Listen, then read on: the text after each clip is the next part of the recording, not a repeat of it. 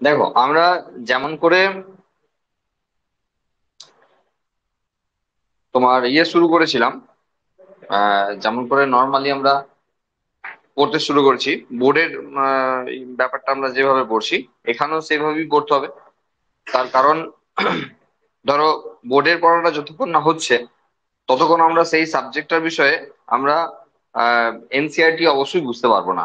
হ্যাঁ, বা বোঝার চেষ্টাও করবো না, তাই না? তার কারণ আমরা ধরো সবাই প্রত্যেকেই বেশিরভাগ প্রায় বাংলা মিডিয়াম থেকে আসা স্টুডেন্ট। হ্যাঁ, সুতরাং আমাদের কাছে এনসিআরটিটা একটা সমস্যার বিষয় হতে পারে।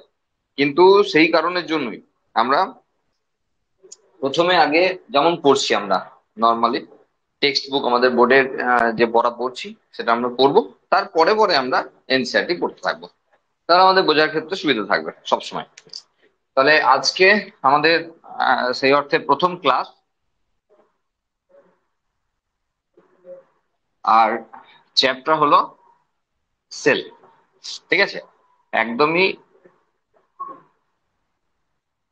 এনসিআরটির উপর বেস করে। ঠিক আছে, দেখ প্রথমত তোমরা ইলেভেনের ক্ষেত্রে ধরো নতুন, আহ নিটের বিষয়ে এনসিআরটির ভূমিকা তোমরা ঠিক ততটা জানো না। আগে একটা ক্লাসে আমরা বলেছিলাম, ইন্ট্রোডাক্টরি ক্লাসে, যে এনসিআরটি লাইন বাই লাইন পড়তে হবে। কারণ এনসিআরটি থেকে মানে পুরো ধরো 100%ই কোশ্চেন থাকবে, এবং সেটা এনসিআরটি বেসড এবং এনসিআরটি লাইনকে ফলো করে। সেই কারণের জন্য প্রত্যেকটা লাইন সেই অর্থে গুরুত্বপূর্ণ। এবার আমরা করতে পারি একটা জিনিস, যে দেখো বোর্ডের যখন আমরা সপ্তাহে দুটো করে ক্লাস করছি, তাহলে দু সপ্তাহে 4টে ক্লাস হয়ে গেল। তখন আমরা নিটে এনসিআরটির একটা ক্লাস পাচ্ছি। কেন? আমরা প্রথম দু একটা ক্লাস বাদ দিয়ে বাকি প্রত্যেকটা সপ্তাহে অল্টারনেটে একবার পড়বো, একদিন একটা শনিবার পড়বো আর একটা শনিবার পরীক্ষা দেবো, একটা শনিবার পড়বো একটা শনিবার পরীক্ষা দেবো। তাহলে এটা যদি হয় তাহলে 15 দিন অন্তর আমরা পড়ার সুযোগ পাচ্ছি। সেই 15 দিনে অলরেডি 4টে ক্লাস বোর্ডে হয়ে যাচ্ছে। তাহলে বোর্ডের 4 দিনের পড়া একদিনে তো আমরা কভার করতে পারবো না। এমনিতেই আমরা শুরু করেছি, সেলটা অনেকটা এগিয়ে গেছি। সেই জন্য ধরাটা ভীষণ চাপের ব্যাপার। মানে ওই পড়ার সঙ্গে এটাকে ধরিয়ে দেওয়া, এটা খুব চাপের ব্যাপার। হ্যাঁ, এটাকে চ্যালেঞ্জ বলতে পারো। আর সেই জন্য একদমই যে জায়গাগুলো ধরো সেইভাবে ইম্পর্টেন্ট না, সেই জায়গাগুলোকে আমরা বলবো যে ঘরে একটু পড়তে দিয়ে, যে লাইনগুলো বুঝতে পারলে না, যে ওয়ার্ড গুলো বুঝতে পারলে না, যা মানে বুঝতে পারলে না, সেগুলো নেক্সট দিনে আমরা পরীক্ষার সময় ক্লিয়ার করবো। তাহলে আমাদের বিষয়টা জাস্ট তাড়াতাড়ির জন্য আমাদের বলা, অন্য কিছু না। না হলে কিন্তু আমরা কখনোই ধরে উঠতে পারবো না, বোর্ডের পড়ার সঙ্গে ধরে উঠতে পারবো না। যেগুলো বোর্ডে পড়েছি সেম টু সেম যেগুলো আছে সেগুলো আর আমরা বেশি ডিসকাস করতে যাবো না, সোজা কথা। দেখো চ্যাপ্টার 8, এখানে সেল যে চ্যাপ্টারটা রয়েছে এনসিআরটি তে, প্রথম বলছে when you look around you see both living and non living things, you must have wondered and asked yourself, what is the what is it that makes an organism living, or what is that an intimate thing does not have which a living things has? মানে আমরা আমাদের চারিপাশে যে সমস্ত আহ, যা দেখি আর কি, তার মধ্যে লিভিং এবং নন লিভিং দু রকমের আছে। তো লিভিং হওয়ার জন্য কিছু ক্যারেক্টার লাগে আর কি। হ্যাঁ, সেই ক্যারেক্টার গুলো সম্পর্কে আমাদের জানতে হবে, যে কাদেরকে আমরা লিভিং বলবো আর কাদেরকে নন লিভিং বলবো। ঠিক আছে, এটা আমরা যদি দ্য লিভিং ওয়ার্ল্ড পড়তাম, যেটা প্রথম চ্যাপ্টার অ্যাকচুয়ালি এনসিআরটি, তাহলে সেক্ষেত্রে আমরা লিভিং হওয়ার যে শর্ত সেই শর্তগুলো পেয়ে যেতাম। এবার যেহেতু সেটা আমরা এখনো পড়িনি, সেল দিয়ে শুরু করছি, সেই জন্য আমরা কিন্তু এই জায়গায় যা বলা আছে সেইটুকুর বাইরে বলতে পারবো না। ডিসকাস করতে গেলে আমাকে প্রথম চ্যাপ্টারে চলে যেতে হবে, দ্য লিভিং ওয়ার্ল্ড, ওখানে। The answer to this is the presence of basic unit of life, the cell, in all living organisms. প্রত্যেকটা লিভিং অর্গানিজমের ক্ষেত্রে সেল হলো তার basic unit. All organisms are composed of cells. Some are composed of single cell and called unicellular, and some composed of many cells called multicellular organism. তাহলে যাদের একটা মাত্র sell রয়েছে তাহলে ইউনিসেলুলার, যাদের অনেক সেল আছে তারা মাল্টিসেলুলার। সিম্পল ব্যাপার। Unicellular organisms are capable of, ব্যাস এইখান থেকে শুরু হয়ে গেল লাইন। হ্যাঁ, তোমরা দেখো বই কিনেছি নোংরা করার জন্য, হ্যাঁ বই কিনেছি পরের বছর যত্ন করে বিক্রি করার জন্য নয়। সুতরাং বই নোংরা হবে, কিছু করার নেই। এবার যে যেভাবে নোংরা করবে, হ্যাঁ আমি কখনোই বলছি না যে চপ বা সিঙ্গারা রেখে নোংরা করো, হ্যাঁ আমরা বলছি যে পেন পেন্সিল, হ্যাঁ মার্কার যে যেভাবে ব্যবহার করতে পারবে। কারণ লাইন ইম্পর্টেন্ট থাকবে, সেই লাইনগুলো আমরা পড়তে পড়তে বলে যাবো এই লাইনগুলো ইম্পর্টেন্ট লাইন, এগুলো থেকে ডাইরেক্টলি নিচে কোশ্চেন আসবে। তাহলে সেই সমস্ত লাইনগুলোর মধ্যেই প্রথমেই লাইন আসছে। Unicellular organisms are capable of, line directly line আসবে। আর ক্যাপেবল অফ, এক নম্বর বলেছে independent existence and performing the essential function of life. দুটো পয়েন্টকে এখানে বলা হয়েছে, যে ইন্ডিপেন্ডেন্ট এক্সিস্টেন্স মানে সম্পূর্ণভাবে মানে স্বয়ং স্বতন্ত্রভাবে নিজের অস্তিত্ব থাকবে, এবং performing the essential function of life, একটা জীবনের ক্ষেত্রে যেগুলো এসেন্সিয়াল ফাংশন, যেগুলো প্রয়োজনীয় কার্যাবলী, সেগুলো অবশ্যই সম্পন্ন করবে। যদি এই দুটো যদি এই দুটো ক্যারেক্টারকে শো করাতে পারে তাহলে অবশ্যই ইউনিসেলুলার মানে অর্গানিজমটা করে আর কি, এই দুটো অ্যাটলিস্ট শো করায়। কেন বলছি, ধরো একটাই মাত্র সেল, সেক্ষেত্রে আমাদের একটা ডাউট থেকেই যায় যে একটা মাত্র কোষের মধ্যে সবকিছু ম্যানেজ করা সম্ভব কি। আর তার উত্তর এটা, যে সেক্ষেত্রে তাদের ইন্ডিপেন্ডেন্ট এক্সিস্টেন্স থাকবে, ক্যাপাবল অফ মানে সক্ষম, তাহলে নিজে নিজে নিজের অস্তিত্ব প্রকাশ করতে সক্ষম একা একা, এবং একটা জীবনের ক্ষেত্রে যেগুলো এসেনশিয়াল যেগুলো পার্ট রয়েছে, হ্যাঁ বাঁচতে গেলে যে সমস্ত মিনিমাম কাজ যেগুলো, সেগুলো অবশ্যই তাকে প্লে করতে হবে। আচ্ছা এই তাহলে এই লাইনটা দাগ দিয়ে দেবে, unicellular organisms are capable of থেকে আরম্ভ করে ফাংশন অফ লাইফ এই পর্যন্ত। Anything less than a complete structure of cell does not ensure independent living. মানে এর বাইরে মানে অন্য কোনো স্ট্রাকচার বা অন্য কোনো কিছু একটা ইন্ডিপেন্ডেন্ট লিভিং থিংস এর ক্ষেত্রে মানে ডিনোট করতে পারবে না। আচ্ছা hence cell is the fundamental structure and functional unit of all living organisms. আমরা সবাই জানি গঠনগত এবং কার্যগত একক, সেটাই বলেছে সেল তাহলে গঠনগত এবং কার্যগত একক। আচ্ছা লিওনহকের কথা বলেছে, Anton von Leeuwenhoek first saw and described a live cell. তাহলে জীবন্ত কোষ প্রথম কে দেখে, যেহেতু ডাইরেক্টলি এখানে আমাদের রয়েছে তাহলে এই লাইনটা important. Anton von Leeuwenhoek first saw and described a live cell. Actually কি হয়, বোর্ডের সঙ্গে আমাদের এখানে পড়ার অনেক পার্থক্য আছে। কিরকম, অনেক কম পড়তে হয় এখানে, কিন্তু এখানে লাইন বাই লাইন ইম্পর্টেন্ট। তাহলে ওখানে সেলের প্রথম দিকে ইন্ট্রোডাক্টরি পাতে কে সেল আবিষ্কার করলো, কি করলো না করলো, হ্যান ত্যান এসব গুরুত্বপূর্ণ বিষয় না। কিন্তু এখানে যে বললাম প্রত্যেকটা লাইন ইম্পর্টেন্ট, প্রত্যেকটা এক্সাম্পল ইম্পর্টেন্ট, প্রত্যেকটা ছবি ইম্পর্টেন্ট। তাহলে এখানে এগুলো ইম্পর্টেন্ট। যে দেখো দুটো তিনটে বিষয় বলে রাখি, যে কোনো সায়েন্টিস্টের নাম এনসিআরটির বাইরে আসে না। নিটের কথা বলছি, এগ্রিকালচার জেন পাসে বলিনি কিন্তু, নিটের কথা বলছি। এনসিআরটির বাইরে কোনো সায়েন্টিস্টের নাম আসবে না, এনসিআরটির বাইরে কোনো সাল আসবে না। যদি সাল এখানে টুকটাক যাতে আছে, এনসিআরটির বাইরে কোনো সাল আসবে না। তাহলে কোনো উদাহরণ আসবে না, কোনো সাল আসবে না, কোনো ছবি আসবে না এনসিআরটির বাইরে। এই তিনটে মোটামুটি তুমি শিওর থাকতে পারো, এনসিআরটির বাইরে একটা লাইনও তোমাকে সিঙ্গেল লাইন পড়তে হবে না। ঠিক আছে, এনসিআরটির শেষ কথা। এবার মাঝে যে কনসেপ্টের ব্যাপার রয়েছে সেগুলো তো কনসেপ্টের মতো করে কোশ্চেন থাকবে, তখন তোমাকে কনসেপ্ট যদি ক্লিয়ার থাকে তাহলে সেসব কোশ্চেনের অ্যান্সার পারবে। ম্যাক্সিমাম লাইনই সব এনসিআরটি থেকে তোলা থাকবে। ঠিক আছে, তাহলে লিওয়েন হকের কথা বলা হচ্ছে যে তিনি প্রথম এই জীবন্ত কোষের কথা মানে বর্ণনা করেন। Robert Brown later discovered the nucleus. তাহলে রবার্ট ব্রাউনের নামটা পড়তে হচ্ছে, লিওয়েন হকের নাম পড়তে হচ্ছে। Okay, the invention of microscope and its improvement leading to the electron microscope revealed all the structural details of the cell. যখন ইলেকট্রন মাইক্রোস্কোপ আবিষ্কার হলো তখন একটা মানে লিভিং সেলের ক্ষেত্রে তার ভিতরের গঠন সম্পূর্ণভাবে বর্ণনা করা সম্ভব হলো। প্লেস ইম্পর্টেন্ট, এটা ব্যাপার। সেল থিওরি, সাল বলেছি ইম্পর্টেন্ট। তাহলে এখানে প্রথম সাল আসছে ইন 1838। ঠিক আছে, স্লেইডেন এবং সোয়ানের কথা বলেছে, ভালো করে খেয়াল রাখবে। স্লেইডেনের কথা বলেছে এ জার্মান বটনিস্ট। তাহলে আমরা জানি আমাদের বায়োলজির ক্ষেত্রে বটনি, জুলজি, ফিজিওলজি এই তিনটে মেজর মেন সাবজেক্ট আছে। বটানি মানে উদ্ভিদবিদ্যা, জুলজি মানে প্রাণীবিদ্যা, এবং ফিজিওলজি মানে শারীরবিদ্যা। কেমন আছে, ছেলে মেয়েদের কেমন ধোকা দেয়, সেটা হলো এই সেম লাইন আরম্ভ করলো। ইন 1838 স্লেইডেন, এ জার্মান জুলজিস্ট, ঘোল খাওয়া আরম্ভ করলো। জার্মান বটানিস্ট, কারণ স্লেইডেন হলেন বটানিস্ট, আর তোমাকে লাইন তুলেছে, ঠিক আছে, জার্মান জুলজিস্ট, অথবা জার্মানটাই উড়িয়ে দিল, ঠিক আছে, জুলজিস্ট।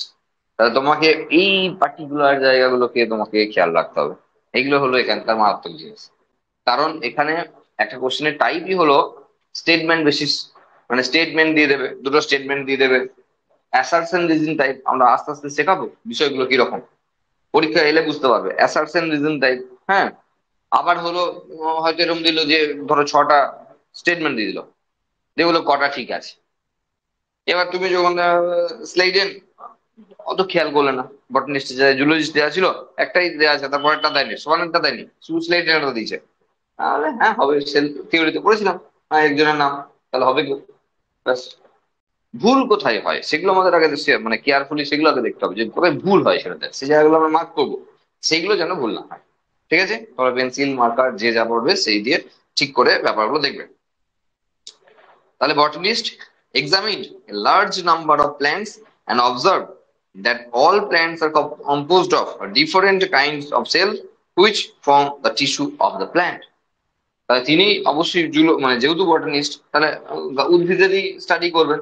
তাহলে উদ্ভিদের ক্ষেত্রে স্টাডি করে দেখলে যে প্রত্যেকটা মানে মানে প্ল্যান্ট মানে প্রচুর নাম্বারের সেল দিয়ে তাদের বডি তৈরি হয়েছে, এবং যেগুলোকে একত্রিত ভাবে টিস্যু বলা হচ্ছে, মানে কলা বলা হচ্ছে। ঠিক আছে। আচ্ছা, অল অ্যাবাউট দ্য সেম,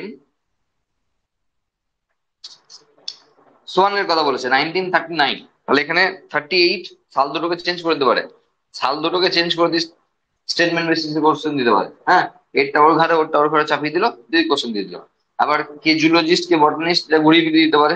ঠিক আছে, ওটা জার্মান জার্মান ছিল, এটা ব্রিটিশ আছে, করতে পারে, হ্যাঁ, যা ইচ্ছে করতে পারে, উল্টো পাল্টা করে দিতে পারে। দিয়ে দিল, দিয়ে বললো study different types of animal cells and reported the cells had a thin outer layer which is today known as plasma membrane. আবার এখানে ঘোল খাওয়াতে পারে, কোথায়, প্লাজমা মেমব্রেন, এই সবটাই তুললো, দিয়ে বললো সেল ওয়াল, মানে এটাই তুলেছে, thin outer layer which is today known as cell wall, আছে প্লাজমা মেমব্রেন। বুঝতে পারলে কি মানে কি কি করতে পারে, এইসব করতে পারে। আর সেই জন্য এনসিআরটি গুলে খেতে বলে, এখন লাইন বাই লাইন আসবে। বোঝা গেল? তাহলে তিনি সেল মেমব্রেনের কথা ডিসক্রাইব করেছিলেন, সেল ওয়াল না। তাহলে এখানে সবটাই দেবে সেম টু সেম, শুধু সেল মেমব্রেনের জায়গায় সেল ওয়াল থাকবে, আর গ্লাইকোক্যালিক্স থাকলো। তো ভুল হয়ে গেল সেগুলো, হ্যাঁ, সেগুলো খেয়াল রাখতে হবে। He also concluded, based on his studies on plant tissues, that the presence of cell wall is a unique character of plants. মানে পরবর্তীতে তিনি অ্যাড করেছেন, হি অলসো ইনক্লুডেড, তিনি পরে অ্যাড করছেন যে প্ল্যান্ট সেলের ক্ষেত্রে সেল মেমব্রেনের বাইরের দিকে আরেকটা ইউনিক ক্যারেক্টার যুক্ত একটা কভারিং রয়েছে, সেটাকে সেল ওয়াল বলা হচ্ছে। On the basis of this, Schwann proposed the hypothesis that bodies of animals and plants are composed of cells and products of cells. তাহলে স্লেটেন সোয়ান একত্রিত ভাবে একটা হাইপোথিসিস প্রদান করেন, যেখানে বলছেন যে অ্যানিমাল সেল হোক বা প্ল্যান্ট সেল, তারা মানে অ্যানিমাল হোক বা প্ল্যান্ট, তারা সেল এবং সেল থেকে তৈরি হওয়া বিভিন্ন জিনিসপত্র নিয়ে তৈরি হয়েছে। ওকে, আছে শেষ লাইনটা আবার আছে। স্লেডেন and Swan together formulated the cell theory. প্রত্যেকে জানা উচিত সেল থিওরি কাদের কাদের দ্বারা মানে কারা প্রপোজ করেছে। হ্যাঁ, this theory however did not explain as to how new cells were formed. আমরা পড়িয়েছিলাম যে তারা যেগুলো বলেছিল স্ট্রাকচারাল ইউনিট এবং এক বা একাধিক কোষ দিয়ে তৈরি হয় কোন একটা অর্গানিজম। আর সেখানে 3 নম্বর পয়েন্টে বলেছিলাম যে তারা কনক্লুড করতে পারেনি, তারা ডেসক্রাইব করতে পারেনি যে একটা সেল কিভাবে তৈরি হয়। ঠিক আছে, দেখো আমরা যে গল্প ওখানে শুনবো সেই গল্পের থেকে এখানে গল্প থাকবে না সেই অর্থে, হ্যাঁ, একবারে ডাইরেক্টলি পয়েন্টে চলে আসবে যে তারা বলেছিলেন নন লিভিং থিংস থেকে লিভিং থিংস তৈরি হয় বা সেল তৈরি হয়, সেই কথাগুলো কিন্তু এখানে বলা নাই। এখানে ডাইরেক্টলি বলা আছে যে this theory however did not explain as how to new cells were formed, মানে এক্সপ্লেন করতে পারেননি, ব্যাস সেটা বলেছে। কিন্তু মানে তারা কি বলেছিল এই বিষয়ে সেটা বলেনি, তারা এক্সপ্লেন করতে পারেনি ব্যাপারটা, সেটা বলেছে। আচ্ছা, রুট ল ভিরচা নামটা পরিচিত, পাশে একটা সাল দেওয়া রয়েছে, তার মানে সালটা এখানে ইম্পর্টেন্ট বিষয়। ঠিক আছে, first explain that cells divided and new cells are formed from pre existing cells ওমনিস সেলুলা ই সেলুলা। মানে মারাত্মক ইম্পর্টেন্ট লাইন, ওমনিস সেলুলা ই সেলুলা, আমরা আগেও বলে গেছি নিটের ক্ষেত্রে আছে যে প্রত্যেকটা সেল তৈরি হচ্ছে তার প্রি এক্সিস্টিং সেল থেকে, মাদার সেল থেকে। হ্যাঁ, সেটাই রুট ল ভিরচাও বলছেন। He modified the hypothesis of Sladen's one to give the cell theory a final set. ওই যে বলেছিলাম ওখানে যে রিভাইজড সেল থিওরি কারা দিয়েছেন, কে দিয়েছেন, তখন রুডলফ হিটচাবের নাম আসবে। কারণ কারণ ওখানে সেল কোথা থেকে তৈরি হয় যেটা এক্সপ্লেন করতে পারেননি, সেই এক্সপ্লেনেশন কিন্তু দিয়েছিলেন রুডলফ হিটচাব। সেই জন্য বলা আছে এখানে যে সেল থিওরি ফাইনাল সেট দিয়েছেন রুডলফ হিটচাব, মডিফাইড সেল থিওরি। আচ্ছা, cell theory as understood today is, আজকের দিনে সেল থিওরিকে যেভাবে বোঝানো হয়, এক নম্বর ইম্পর্টেন্ট লাইন, আজকের দিনে সেল সেল থিওরিকে যেভাবে বোঝানো হয়, এই দুটো পয়েন্ট আছে, দুটো point important. All living organisms are composed of cells and product of cells, প্রত্যেকটা অর্গানিজমের ক্ষেত্রে কোষ রয়েছে এবং কোষের প্রোডাক্ট রয়েছে, মানে কোষ থেকে তৈরি হওয়া জিনিসপত্র রয়েছে। আর all cells arise from pre existing cells, প্রত্যেকটা সেল পূর্ববর্তী কোষ থেকে উৎপত্তি লাভ করেছে। ব্যাস, এটা সেল থিওরির ক্ষেত্রে। সেল থিওরির ক্ষেত্রে আজকের দিনের সেল থিওরির যে মেন বিষয় রয়েছে, আজকের দিনের সেল থিওরির যে মেন বিষয় রয়েছে, সেটাকে আজকের দিনের সেল থিওরিকে এইভাবে বোঝানো হয়। ওকে, নেক্সট, ওভারভিউ অফ সেল। আচ্ছা, ওভারভিউ অফ সেলে যে সমস্ত জিনিস দেওয়া আছে তা নিয়ে আমরা আলোচনা করবো না। হ্যাঁ, কেন বলছি, কিছু কাজ তো তোমাদের দিতে হবে, নাহলে আমি একা বকে যাবো, তোমরা কিছু করবে না, তা তো হয় না, ঘরে তোমাদেরও কিছু করতে হবে। কেন বলছি ওভারভিউ অফ সেল আমরা করবো না, তার কারণ হলো গোটা সেল জুড়ে, মানে সেল চ্যাপ্টার জুড়ে আমরা যে সমস্ত বিষয় পড়ছি, সেই সমস্ত জিনিস একটা টিপিক্যাল প্ল্যান্ট সেল, একটা টিপিক্যাল অ্যানিমাল সেলের ক্ষেত্রে কি থাকা উচিত, কি থাকা উচিত নয়, কোন ধরনের সেল অর্গানেলস থাকা উচিত, কার ক্ষেত্রে কি থাকে, সেই সমস্ত বিষয় নিয়ে এখানে বলা আছে। সেল অর্গানেলস কি, হ্যাঁ, সেই সমস্ত বিষয় নিয়ে এখানে বলা আছে। সুতরাং এই জায়গাতে কিন্তু আমরা আলোচনা করবো না। ঠিক আছে, এই জায়গাটা গোটাটা আমরা ছেড়ে রাখছি, কারণ এটা একদমই বেসিক জিনিস। হ্যাঁ, এটা আমরা অলরেডি মানে সেই অর্থে বলতে গেলে সব হয়ে গেছে, এসব এসব আমাদের বোর্ডের ক্ষেত্রে পড়ে গেছে। তোমাদের কাজ হলো লাইন বাই লাইন পড়ে কোন জায়গাগুলো বুঝতে পারছো না, কোন ওয়ার্ডটার মানে বুঝতে পারো নাই, সেই সমস্ত জিনিসগুলো মার্ক করে পরের দিনকে নিয়ে আসা বইটাকে, যে স্যার এই লাইনগুলো বুঝতে পারিনি আর এই ওয়ার্ড গুলোর মানে বুঝতে পারিনি, এগুলো বলে দেবেন। কারণ এখানে কিছু খটোমটো ওয়ার্ড থাকবে, হ্যাঁ, যেগুলোর মানে নর্মালি বুঝতে পারবে না। হ্যাঁ, তো সেগুলো কিন্তু মানে বুঝে নিতে হবে আর কি। হ্যাঁ, কারণ ওই যে প্রত্যেকটা লাইন না, প্রত্যেকটা ওয়ার্ড এখান থেকে ইম্পর্টেন্ট। এই যে ছবি আগডুম বাগডুম যা ছবি আছে, এসব ছবি পরীক্ষা দিয়ে দেয় ডাইরেক্টলি, মানে এই যে ছবি ধরো আছে যা আছে, এসব ছবি দিয়ে তুলে দেবে, দিয়ে কোশ্চেন করে দেবে। ঠিক আছে, সুতরাং সেই জায়গায় আমাদের diagram showing different shapes of the cell, মানে একটা সেলের ক্ষেত্রে যে ডিফারেন্ট টাইপস শেপ হয়, সেই সমস্ত শেপ দিয়ে এখানে কিন্তু দেয়া থাকবে question. Red blood cell, round and biconcave, মানে দ্বি অবতল একটা কোষ, মানে শেপ এখানে রয়েছে। এখানে যখন আমরা আরবিসির ক্ষেত্রে এই ব্যাপারটা দেখছি, দেখো পাশে গোল মতো করে দেওয়া আছে, আর ভিতরটা যে চ্যাপটা সেটা বইতে করা আছে, দেখো বুঝতে পারবে।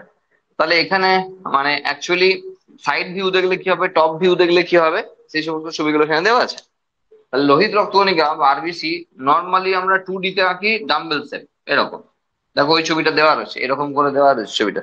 আর এরকম করে গোল হজমলা, ওই চকলেট, চকলেট বলতে ওই ডিব্বা বা পাতাটা যেগুলো থাকে না, গোল দিয়ে একটু দুদিকেই চ্যাপটানো আছে, সেই রকম এক্স্যাক্টলি দেখতে আরবিসি। হ্যাঁ, সেই জন্য দেয়া আছে যে রাউন্ড অ্যান্ড বাইকনকেভ।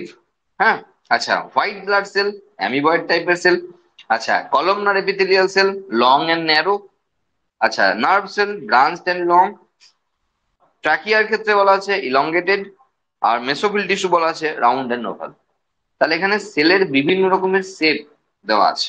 হ্যাঁ, তো একটা সেল নর্মালি যখন আমরা ভাবছি যে অ্যানিমাল সেল এরম হয়, প্রাণ সেল এরম হয়, আমরা নর্মালি নাইনে কি করে এসছি, প্ল্যান্ট সেলকে বলেছে, তো আমরা মোটামুটি এরকম চৌকো রঙের চৌকোর মতো একটা ছবি এঁকেছি, দিয়ে সব করেছি। আর অ্যানিমাল সেল এলে তো একবার কাঁটা কম্পাস বসিয়ে একটা গোল করেছিলাম।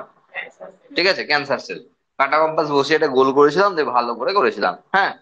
স্যার তো ধন্য ধন্য করেছিল, যাই হোক। তো ওটা 9-এর জন্য ঠিক আছে, কিন্তু এখানে এসব চলবে না। ঠিক আছে, এখানে আমরা বলেছি বারবার যে অ্যানিমাল সেল কেমন হওয়া উচিত, আর যদি প্ল্যান্ট সেলকেই বলো সেটা এক্স্যাক্টলি কেমন আঁকা উচিত। যদি টিপিক্যাল বলা হয় তাহলে হেক্সাগোনাল আঁকা উচিত। কিন্তু তার বাইরেও দেখতে পাচ্ছি সেল বিভিন্ন রকমের হতে পারে, সে তার কিছু 6টা নমুনা এখানে দেওয়া রয়েছে। এর বাইরেও দেখো স্পার্ম, মানে পিকিউলিয়ার এখানে শেষ না, নার্ভ সেল তো রয়েছে এরকমের ব্রাঞ্চ, এরকমের হিজিবিজি সব বেরিয়ে রয়েছে এদিকে ওদিকে। নার্ভ সেল আমরা পরিচিত, আমরা ক্লাস 10-এ এঁকেছি এই কদিন আগে। হ্যাঁ, এবং আমরা স্পার্ম সেলের কথা যদি বলি, তাহলে স্পার্ম সেলের ক্ষেত্রে সেও পিকিউলিয়ার টাইপের দেখতে। নর্মাল সেল নিয়ে যখন আমরা আলোচনা করছি, তখন কিন্তু বিভিন্ন জায়গাতে এর বদলেও আমরা অন্যান্য রকমের শেপ দেখতে অভ্যস্ত থাকবো।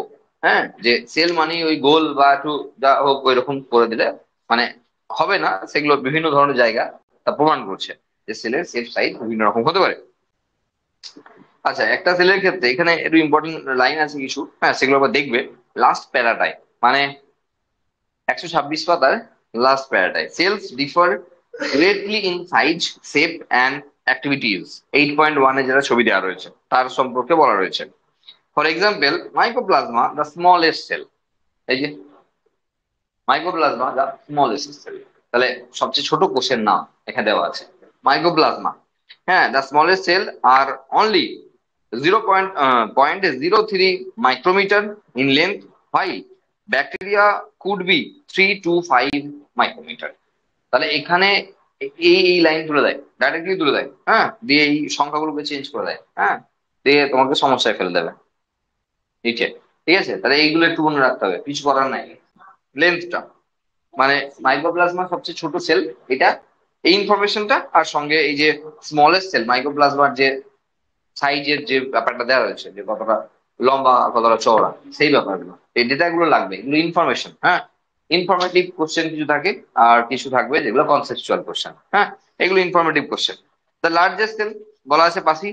আহ, তোমার অস্ট্রিকের ক্ষেত্রে যে ডিম মানে রয়েছে আর কি, লার্জেস্ট সেল হিসেবে ধরা হয়, এবং সেটা কতটা বড় সেটা এখানে দেওয়া আছে, হ্যাঁ, সেগুলো বলতে হবে। Nerve cell are the some of the longest cell. হ্যাঁ, লার্জেস্ট আলাদা, লংগেস্ট আলাদা, তাই না? তাহলে আগে যখন ওই অস্ট্রেলিয়ার ডিমের কথা হলো, ওটা কিন্তু লার্জেস্ট আইসোলেটেড সেল। আর যখন তারপরে একটা নার্ভ সেলের কথা বলা হচ্ছে, বলছে লংগেস্ট সেল। তাহলে কোনটা লার্জেস্ট? লার্জেস্ট আর লংগেস্ট আলাদা জিনিস না, লম্বার কথা বলা হচ্ছে, লার্জেস্ট আকারের কথা বলা হচ্ছে। এই জায়গাগুলো কিন্তু মাইনিউটলি খেয়াল করে যেতে হবে, নাহলে কিন্তু আমরা সমস্যায় পড়ে যাবো। ঠিক আছে, প্রথম দিন থেকে বলছি, লাইন বাই লাইন এই জায়গাগুলোকে জাস্ট চেঞ্জ করে দেবে, দিয়ে কোশ্চেন দিয়ে দেবে, হ্যাঁ, ওইখানেই তোমাকে মানে ভুলগুলো করাবে। আর দেখো, 100টা ছেলে থাকলে ধরো 10টা সিট আছে, কথাই বলছি, 90 জনকে তো বাদ দিতে হবে। তাহলে বাদ দিতে হবে মানে ভুল করাতে হবে, তো তোমাকে দিয়ে তো ভুল করাবে। আর সেই জন্য তুমি যাতে ফাঁদে পড়ো, ভুল করো, তার সমস্ত রাস্তা তৈরি করা থাকবে, তাই না? ম্যাক্সিমাম ছেলেরা সেখানে পা দেবে, আর ভুল করবে, আর নেগেটিভ ভাবে, আর বিদায় নেবে। তো সুতরাং সেই জায়গা থেকে প্রথম দিন থেকে আমাদের সচেতন থাকতে হবে যে কোন কোন জায়গাগুলো থেকে আমাদের ভুল হয়ে যাওয়ার সম্ভাবনা থাকে। সেগুলো প্রত্যেক দিনের ক্লাসে বলে যাব, তোমরা একটু মাথার মধ্যে রাখবে, খাতার মধ্যে রাখবে, বইয়ের মধ্যে রাখবে, কোথায় রাখবে তোমরা জানো। ঠিক আছে, রাখতে হবে। আচ্ছা, হলো। তার largest cell, smallest cell, longest cell, এই সমস্ত ডেটাগুলো আমরা রাখবো। আর এখানে দরকার নেই কিছু, হ্যাঁ। আর পলিগোনাল হতে পারে, কলামনার হতে পারে, কিউবয়েডাল হতে পারে, থ্রেড লাইক হতে পারে, ইরেগুলার হতে পারে, এইগুলো দরকার নেই, মানে এগুলো ইম্পর্টেন্ট না, হ্যাঁ। তাহলে স্মলেস্ট, লার্জেস্ট, লংগেস্ট, এই ডেটাগুলো মাথার মধ্যে রাখতে হবে। ওকে। আচ্ছা, প্রোক্যারিওটিক সেল, বোঝা যাচ্ছে কি বলছি? এখানকার কাজ কিন্তু হেভি বোরিং, হেভি বোরিং কাজ। যখন আমরা নর্মাল বোর্ডের পড়ানো পড়বো না, তখন দেখবে দেখছো যে যখন এন্ডোপ্লাজমিক রেটিকুলামের পর যখন গলগি বডি পড়ানো হচ্ছে, আর তারপর যখন লাইসোম পড়ানো হচ্ছে, কি সুন্দর গল্প ফেলে ফেলে এদিক ওদিক করে বেশ মজা করে করে করা হচ্ছে, হ্যাঁ। এই ক্লাসে এটা হবে না। তার মানে লাইন বাই লাইন পড়তে হবে, একটু সিরিয়াসলি পড়তে হবে। ঘুম আসবে, ঘুম আসবে, আসাটাই স্বাভাবিক, হাই উঠবে, ওঠাটাই স্বাভাবিক। ধৈর্যটা কে কতদিন রাখতে পারবে এটাই বিষয়।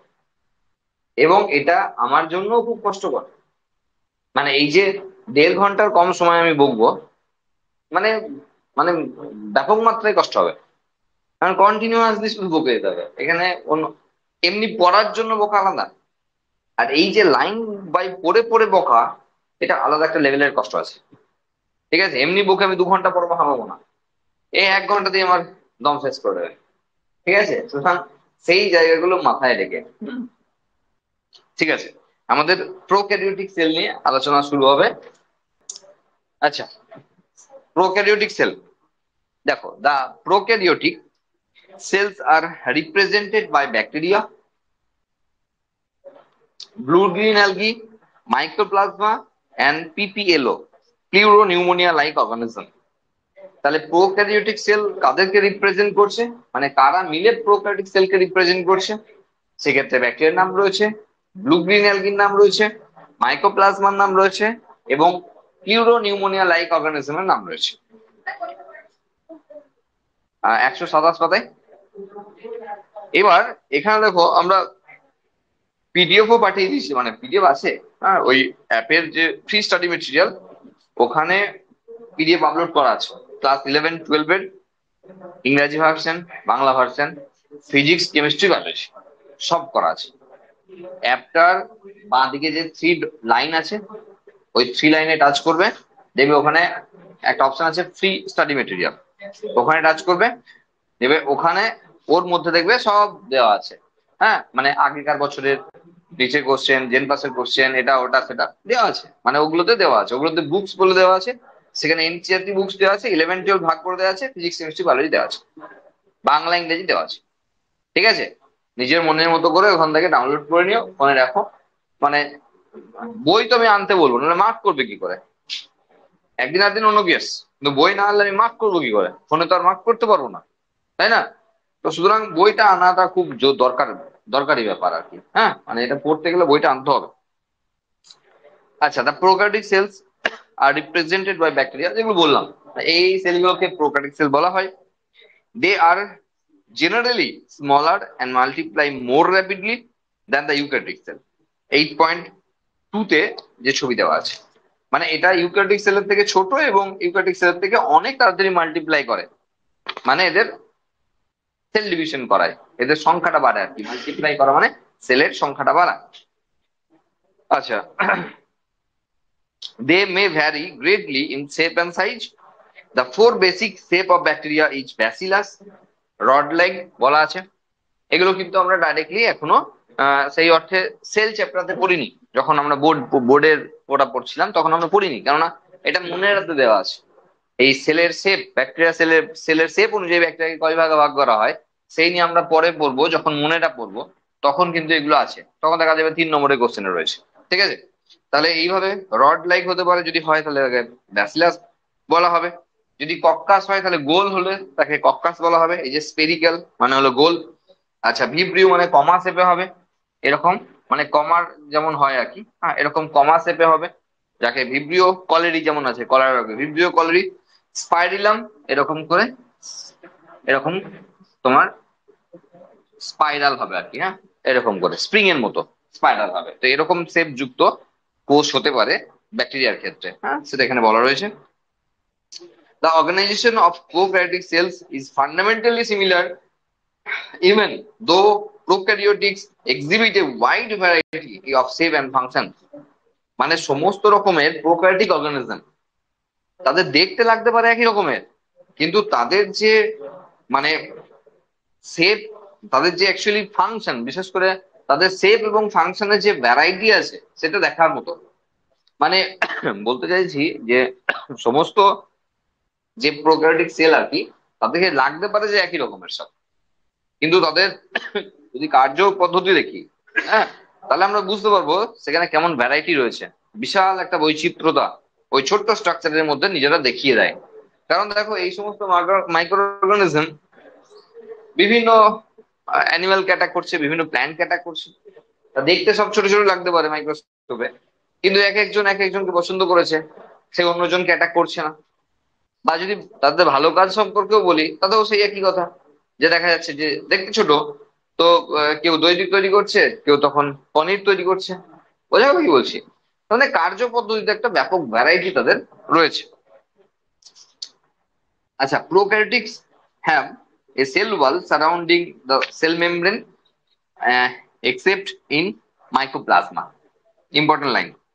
Prokaryotes have a cell wall surrounding the plasma membrane except in mycoplasma.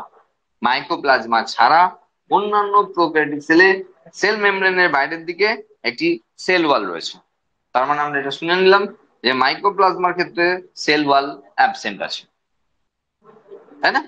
তাহলে prokaryotes have a cell wall surrounding the cell membrane except the except in mycoplasma. Okay. আচ্ছা, the fluid matrix filling the cell is called cytoplasm. আচ্ছা, মানে exactly line সবসময় মিলবে না, হ্যাঁ, নিজের মতো করে বলে দেবো, হ্যাঁ, তখন there is a no well defined nucleus. আমরা প্রোক্যারিওটিক সেল বলতে গিয়ে বারবার বলেছি যে ওয়েল ডিফাইন্ড মানে যেখানে সুস্পষ্ট নিউক্লিয়াস সেখানে থাকবে না। তাহলে একটি প্রোক্যারিওটিক সেলের ক্ষেত্রে যখন আমরা গঠন দেখছি তখন সেই গঠনে আমরা দেখতে পাচ্ছি যে সুস্পষ্ট নিউক্লিয়াস নেই। তাহলে এই যদি একটা প্রোক্যারিওটিক সেল হয়, ওখানে তো দেখলাম আবার কত রকমের শেপ হয়, যে সবসময় যে এরকমই আঁকতে হবে এমন কোনো মানে নেই, কারণ ডিফারেন্ট টাইপস এর শেপের রয়েছে। তো যাই হোক, এটা আঁকলাম কিছু একটা, হ্যাঁ। এবার বলছে ওয়েল ডিফাইন্ড কোনো নিউক্লিয়াসের স্ট্রাকচার এখানে নেই, কারণ আমরা দেখেছিলাম যে সেখানে এই ধরনের জেনোফোর রয়েছে। হ্যাঁ, নিউক্লিয়াস হতে গেলে যে চারটে স্ট্রাকচার থাকতে হয়, সেই টিপিক্যাল নিউক্লিয়াসের চারটে স্ট্রাকচার এখানে নেই। আচ্ছা, the genetic material is basically naked, not enveloped by a nuclear membrane. যেটা বলছি, নিউক্লিয়ার মেমব্রেন দ্বারা কভার করা নাই। হ্যাঁ, in addition to the genomic DNA মানে হলো যে সিঙ্গেল ক্রোমোজোম বা circular DNA, many bacteria have smaller circular DNA outside the genomic DNA. তাহলে এটা হলো জিনোমিক ডিএনএ, এটা হলো জিনোমিক ডিএনএ। কিন্তু বলছে জিনোমিক ডিএনএ ছাড়াও আরো কিছু স্মলার ডিএনএ রয়েছে, বোঝা গেল? যেগুলোকে আমরা বলেছিলাম plasmid.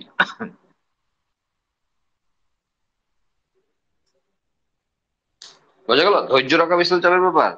Plasmid, the plasmid the plasmid DNA confers certain unique phenotypic character to such bacteria. দেখো, আমরা জিনোমিক কখন বলি? যখন সেটা বংশ পরম্পরায় নিয়ে যাবে, তখনই তাকে জিনোমিক বলি। তাহলে বংশগত উপাদান বলবো যখন সে এর যখন ছানাপোনা বাড়বে তখন সেই ক্যারেক্টার সে দেবে, তাকে তোমরা বংশগত বলবো। কিন্তু এই যে ডিএনএ গুলো রয়েছে এগুলো বংশগত নয়, মানে নন জেনেটিক। আর তার মানে এগুলো রয়েছে সেই পার্টিকুলার ব্যাকটেরিয়ার ক্ষেত্রে কিছু ফিনোটাইপিক ক্যারেক্টারকে শো করানোর জন্য, কিছু বাহ্যিক বৈশিষ্ট্যকে শো করানোর জন্য। এটা কিন্তু তাকে ক্যারি ফরওয়ার্ড করার জন্য না। তাহলে প্লাজমিডে থাকা যে বৈশিষ্ট্য, সেই বৈশিষ্ট্য পার্টিকুলার এইটার ক্ষেত্রে হতে পারে, তাই বলে সেটা নেক্সট জেনারেশনে যাওয়ার জন্য না। আর সেটাই এখানে বলেছে যে এটাই বলেছে যে the plasmid DNA confers certain unique phenotypic character to such bacteria. মানে এই ধরনের ব্যাকটেরিয়াতে কিছু ইউনিক ক্যারেক্টারকে প্রদান করে, যেমন কল প্লাজমিড, এফ প্লাজমিড, হ্যাঁ, টিআই প্লাজমিড, মানে পার্টিকুলার কিছু তাদের বৈশিষ্ট্যের কথা বলা হচ্ছিল, যে প্লাজমিড গুলো তাদেরকে আলাদা করে ডিনোট করিয়েছে বাকিদের থেকে। ঠিক আছে, সেই জন্যই বলা হচ্ছে যে ফেনোটাইপিক ক্যারেক্টার। ওয়ান আচ্ছা, one such character is resistance to antibiotics, যেটা আমরা আর প্লাজমিডের কথা বলেছিলাম। আর প্লাজমিড ফর রেজিস্ট্যান্ট প্লাজমিড, যারা প্রথম থেকে ক্লাস করছে তারা জানে যে আমরা এই ধরনের প্লাজমিড গুলোর নাম বলেছিলাম এবং কে কি করে না করে একটু গল্প করে করে বুঝিয়েছিলাম। তাহলে আর প্লাজমিডের কথা বলা হচ্ছে মানে রেজিস্ট্যান্ট টু অ্যান্টিবায়োটিক, বিভিন্ন অ্যান্টিবায়োটিক দ্বারা এরা রেজিস্ট্যান্ট, কারণ নিজেরাই তৈরি করতে পারে, সেই জন্য resistant. In higher classes, you will learn that the plasmid DNA is used to monitor bacterial transformation with foreign DNA. এখন বলবে না, বলছে বলছে হায়ার ক্লাসেস মানে 12-এ বলবে। বায়োটেকনোলজি চ্যাপ্টারতে আমরা এই প্লাজমিডকে নিয়ে অনেক কিছু আলোচনা করব, আর সেখানে দেখতে পাবো ব্যাকটেরিয়ার থ্রু দিয়ে, ব্যাকটেরিয়ার ট্রান্সফরমেশনের থ্রু দিয়ে অনেক কিছু ক্যারেক্টারকে আমরা অ্যাকচুয়ালি এর থ্রু দিয়ে অন্য জায়গায় নিয়ে যেতে পারি, বিশেষ করে ব্যাকটেরিয়ার দেহের মাধ্যমে অন্য জায়গায় নিয়ে যেতে পারি। সেটাই বলছে, যেটা আমরা ক্লাস 12-এ গিয়ে দেখতে পাবো, 12 পিডিএফ না খুললেও হবে, ঠিক আছে? আচ্ছা, nuclear membrane is formed in eukaryotes. তাহলে ইউক্যারিওটস এর ক্ষেত্রে নিউক্লিয়ার মেমব্রেন ফর্ম করেছে। আর no organelles like like the ones in eukaryotes are found in prokaryotes except for ribosome. কোনো পর্দা ঘেরা কোষীয় অঙ্গাণু নাই। তাহলে এখানে সেটাই বলেছে যে কোনো কোষীয় অঙ্গাণু নাই একমাত্র রাইবোজোম ছাড়া। আর রাইবোজোম যেহেতু পর্দা ঘেরা নয়, তাহলে আমার তো বলতে অসুবিধা নেই যে ওখানে পর্দা ঘেরা কোনো কোষীয় অঙ্গাণু নেই, কারণ রাইবোজোমের পর্দা নেই। ইউক্যারিওটিক সেলে যে সমস্ত সেল অর্গানেলস আছে তার সঙ্গে প্রোক্যারিওটিক সেলে একমাত্র একটাই সেল অর্গানেলস কমন আছে, আর তার নাম হলো রাইবোজোম। রাইবোজোম ছাড়া প্রোক্যারিওটিক সেলে কোনো সেল অর্গানেলসই নেই। আর রাইবোজোম যেহেতু মেমব্রেন বাউন্ড না, সেই জন্য ওকে বাদ দিয়ে বলা হয়েছে যে বাকি ইউক্যারিওটিক সেলের মতো প্রোক্যারিওটিক সেলে কিছুই নেই। ওকে, মানে সেল অর্গানেলস এর কথা বলা হচ্ছে, কিছুই নেই মানে এরকম ভাবো না। আচ্ছা, prokaryotes have something unique in the form of inclusions. ওই যে সেই আমরা বলেছিলাম না যে কিছু ইনক্লুশনস বা কিছু দানাদার পদার্থ থাকে যেটা এদের স্টোরেজ ফুড মেটেরিয়াল, হ্যাঁ, সেটা কিন্তু এদের ক্ষেত্রে সামথিং ইউনিক ইউক্যারিওটস এর জন্য, কারণ এটা প্রোক্যারিওটস এর জন্য, কারণ এটা ইউক্যারিওটস এ নাই। ওকে, a specialized differentiated form of cell membrane called mesosome is the characteristics of prokaryotes. They are essentially enfolding the plasma membranes. আমরা দেখিয়েছিলাম এটা যদি সেল ওয়াল হয়, এটা যদি প্লাজমা হয়, তাহলে ইনফোল্ডিংস মানে ভিতর দিকে এরকম ভাঁজ, নামেই তো বলা আছে ইনফোল্ডিংস, তাই না? তাহলে যাকে বলা হয়েছিল মেসোজোম। আরো অনেকগুলো নাম আমরা দেখিয়েছিলাম, কন্ড্রিওজোম দেখিয়েছিলাম না? হ্যাঁ, কন্ড্রিওয়েড মানে মাইটোকন্ড্রিয়ার মতো কিন্তু মাইটোকন্ড্রিয়া নয়, বোঝা গেল? তো সেই স্ট্রাকচার এখানে বলেছে যে প্লাজমা মেমব্রেন ফর্ম করিয়েছে, যে ভিতর দিকে ইনভ্যাজিনেট করে ইনফোল্ডিং করে, হ্যাঁ, এরকমের স্ট্রাকচার তৈরি করেছে এবং সেখানে এনজাইম রেখেছে। মাইটোকন্ড্রিয়া যেমন তার এটিপি প্রডিউস করতে পারে, মেসোজোম সেরকম এটিপি প্রডিউস করতে পারে। যেহেতু পর্দা ঘেরা কোষীয় অঙ্গাণু নাই, তাহলে মাইটোকন্ড্রিয়া নাই, কিন্তু এনার্জি তো লাগবেই বাঁচতে গেলে, আর তার বদলে এটা রয়েছে। ওকে, সেই জন্য একে কন্ড্রিয়নের মতো বা মাইটোকন্ড্রিয়ার মতো বলা হয়, কন্ড্রিওয়েডস। ওকে, সেটা হয়ে গেল। এরপর cell envelope and its modification. Cell envelope মানে বলা হচ্ছে অবভিয়াসলি সেল মেমব্রেন, মানে এনভেলপ বলতে cell membrane, cell wall, glycocalyx যা যা আছে, হ্যাঁ, সবকে নিয়ে বলা হচ্ছে। কারণ এখানে টিপিক্যাল সেল শুরু হয়ে যাচ্ছে, হ্যাঁ, মানে সেখানে সেল এনভেলপ বলতে সেলের বাইরের দিকে যে কোনো রকমের আবরণকে সেল এনভেলপ বলা হয়, হ্যাঁ, এবং তাদের মডিফিকেশন গুলোর কথা বলা হচ্ছে। হ্যাঁ, একটু মন দিয়ে শুনতে হবে এগুলো। Most prokaryotic cells, particularly the bacterial cells, have a chemically complex cell envelope. The cell envelope consists of a tightly bound three-layered structure that is the outermost glycocalyx, followed by এই ঝামেলার শেষ নাই, এই যে followed by দিয়ে এমন ঘোল খাওয়াবে না, followed by মানে বুঝতে বুঝতে মাথা খারাপ হয়ে যাবে। আসবে, দেখতে পাবে, কোশ্চেন থাকলে বুঝতে পারবে এই ফলোড বাই দিয়ে কেমন তোমাকে প্যাচ খাওয়াচ্ছে। হ্যাঁ, followed by the cell wall and then the plasma membrane, মানে বলতে চাইছে যে প্রোক্যারিওটিক সেলের ক্ষেত্রে তিনটে স্ট্রাকচার রয়েছে, তিনটে স্ট্রাকচারের এনভেলপ রয়েছে। এক তো সেল মেমব্রেন, এটা যার মডিফিকেশন আমরা দেখলাম অ্যাজ এ মেসোজোম, তাহলে এটা তার সেল ওয়াল, তাহলে এটা হলো সেল ওয়াল। আর ফলোড বাই মানে হলো তারপরের, মানে আগে, তাহলে আউটার মোস্ট লেয়ার, যেটাকে আমরা স্লাইম লেয়ার বলেছিলাম, ক্যাপসুল বলেছিলাম, সেটাকে বলা হচ্ছে গ্লাইকোক্যালিক্স। ওকে, বলেছি না এটা হলো নিটের জন্য ওই মানে বেদ, কোরআন, উপনিষদ যা বলবে আর কি। হ্যাঁ, তো এখানে যা বলছে তোমাকে সেটা মানতে হবে এবং সেই অনুযায়ী কোশ্চেন তোমার আসবে। যতদিন না পর্যন্ত পাল্টাচ্ছে, নতুন কিছু আসছে, ততদিন পর্যন্ত। হ্যাঁ, তো সেক্ষেত্রে আমাদের অবশ্যই গ্লাইকোক্যালিক্স এর নাম এখনো পর্যন্ত হয়তো তুমি ওখানে শোনো নাই।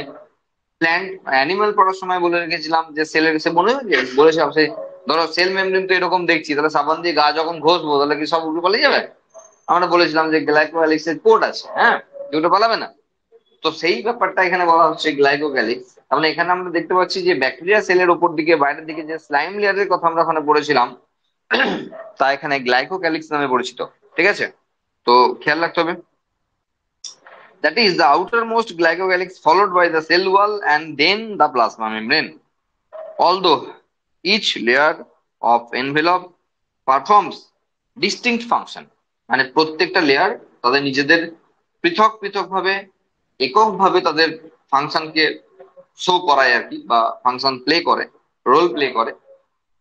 আচ্ছা, they act together as a single protective unit. একসঙ্গে একত্রিত ভাবে তারা অবশ্যই একটা সুরক্ষা কবচ তৈরি করে, একটা প্রোটেক্টিভ লেয়ার হিসেবে কাজ করে। আচ্ছা, bacteria can be classified into two groups on the basis of their differences in the cell envelope and the manner in which they respond to the staining procedure developed by গ্রাম, ঠিক আছে, এবং অন্যান্যরা।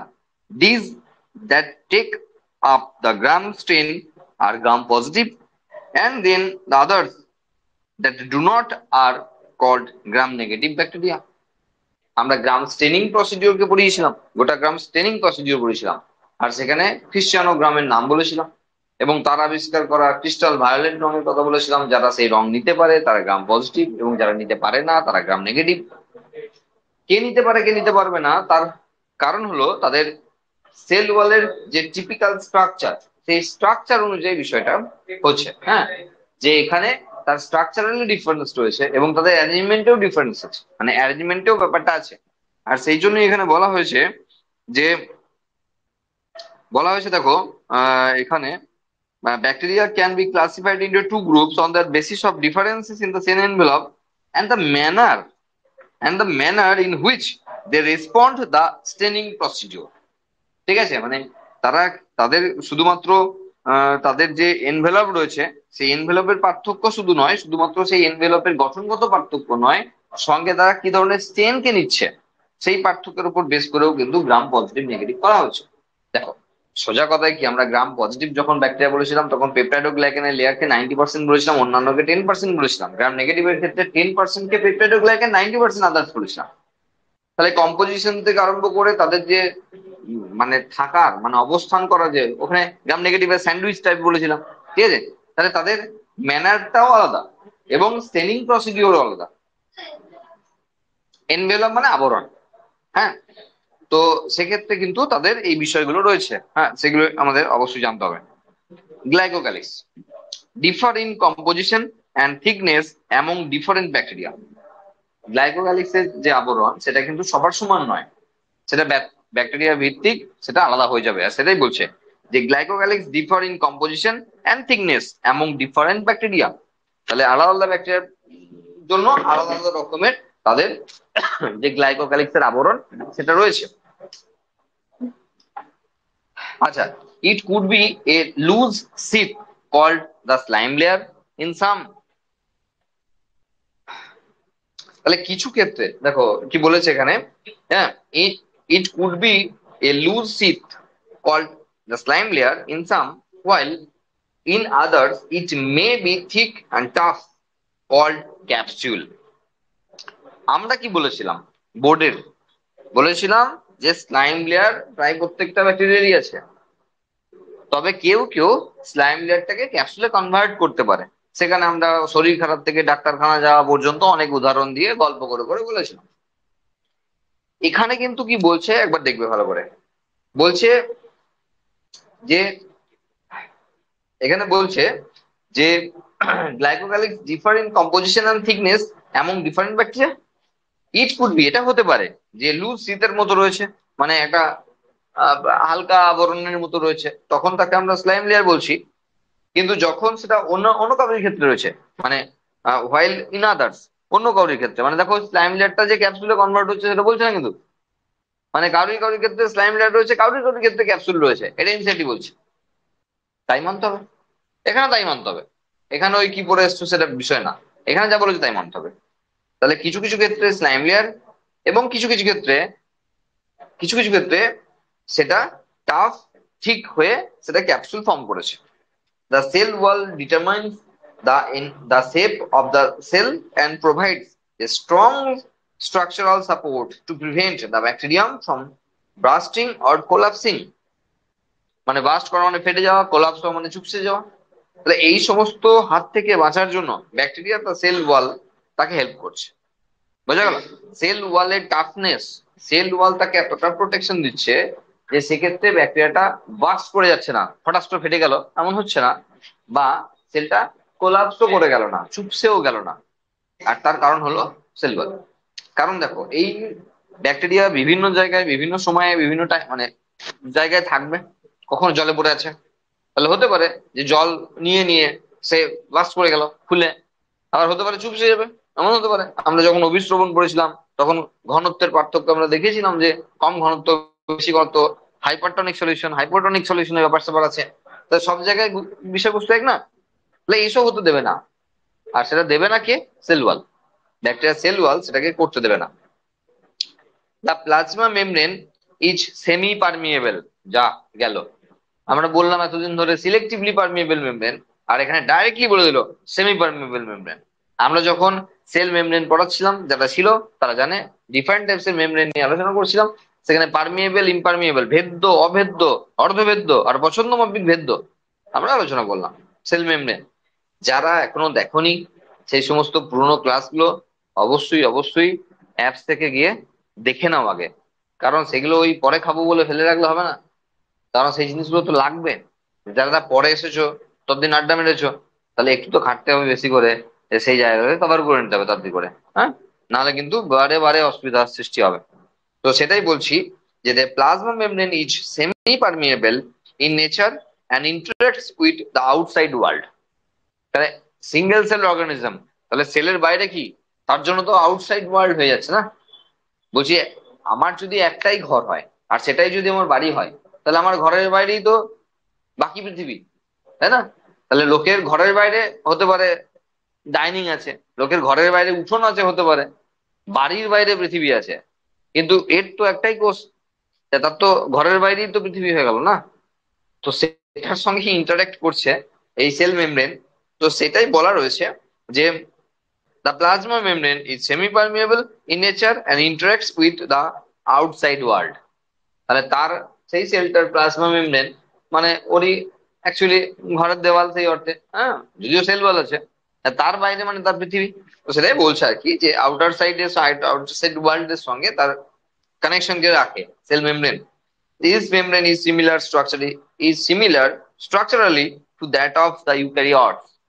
আমরা পড়ানোর সময় বলেছিলাম বোর্ডে, মানে বোর্ডের যখন পড়ানো হয় নর্মাল ব্যাচে, তখন আমরা বলেছিলাম যে প্লাজমা মেমব্রেনকে আমরা ব্যাকটেরিয়ায় আলোচনা করলাম না, কারণ আমরা প্লাজমা মেমব্রেন পড়ার সময় আলোচনা করব।